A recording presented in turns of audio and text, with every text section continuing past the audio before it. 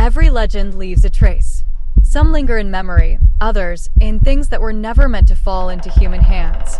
In the Myths Belief Store, you'll find artifacts, talismans, and relics steeped in the darkness of ancient faiths. Enter if you dare to touch what is forgotten and terrifying. Link in the description. In some cultures, death does not come quietly.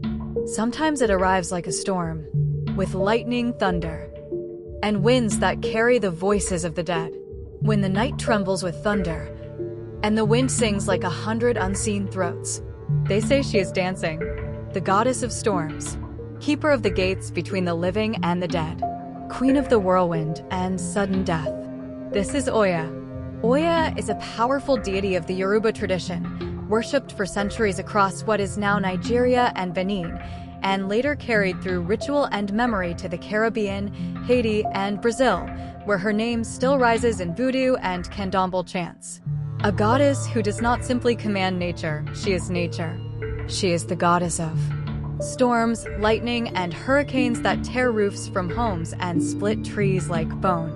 Graveyard gates, ancestor spirits, and everything that stands between life and death. Change that arrives like a violent wind, never asking if you are ready. War and the wrath of nature, swift as a blade, merciless as a lightning strike.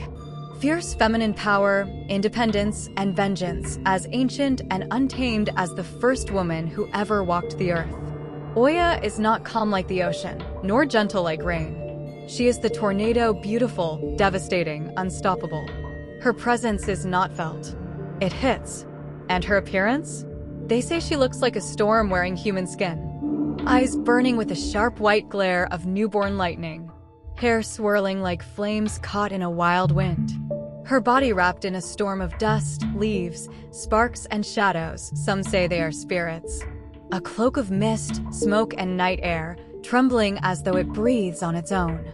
Every step a sudden gust, every movement a flash before the thunder. In one hand, she holds a sword that cuts the air like lightning splitting the sky. In the other, a horsehair fan, calling winds, spirits, and inevitable change. Because when Oya dances, the dead rise. And the living must decide whether they dare to look the storm in the eyes. Oya is the guardian of the gates between the world of the living and the realm of the dead. Where other gods end their rule, hers begins. She is the one who opens the graveyards, parts the veil between breath and silence, and lets spirits cross to where they belong. She is not evil. She is not good. She is like the storm, just but deaf to pleading tongues. She does not come to punish you. She comes because that is her nature. Oya is the goddess of change, not the gentle kind, not the kind that asks permission. Change that arrives suddenly. Change that can heal and renew, but also tear down, burn, and take everything you know. In West Africa, they whispered, "Who calls upon Oya must be ready to pay." For when you ask her for strength, you also invite the storm. And storms do not choose between a friend's roof and an enemy's. Oya grants power, courage, and freedom. But she always takes something in return. There is always a price. When the winds shift without warning, when the air trembles and the ground hums like a giant heart, when the wind howls like souls who have not found rest, that is her anger moving through the world. And when a king dies, when a great warrior falls, when someone mighty leaves this earth, they say Oya comes in wind and shadow to claim the spirit herself, not because they worshipped her, but because a great soul deserves to cross the gate in the company of a storm. Oya isn't as mainstream as the gods of Egypt or the heroes of Olympus. She doesn't have dozens of Hollywood films, museum wings, or lunchbox merchandise. But her myth grows quietly, like a storm gathering on the horizon long before the first thunder splits the sky. Because Oya is not a relic of the past. She is a force still breathing in culture and art.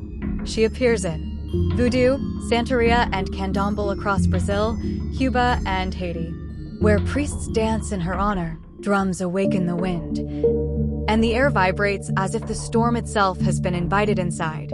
Marvel lore as spiritual inspiration for Storm/Ororo Monroe, the queen of lightning and wind, who like Oya carries freedom and nature's wrath in her veins. Afrofuturistic and Afro-fantasy literature, where she becomes a symbol of feminine power, ancestry, and resistance against oppression and colonial scars.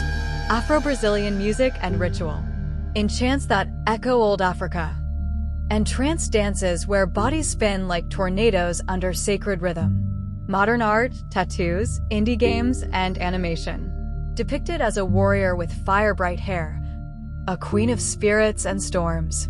And no matter where she appears in comics, temples, or digital mythmaking, her symbols never change. Wind, spirits, lightning, women's freedom, raw force of nature. Where other gods fade into legend, Oya remains energy, not trapped in history, but alive in the present. Like a storm that never truly disappears, only waits for the right moment to return.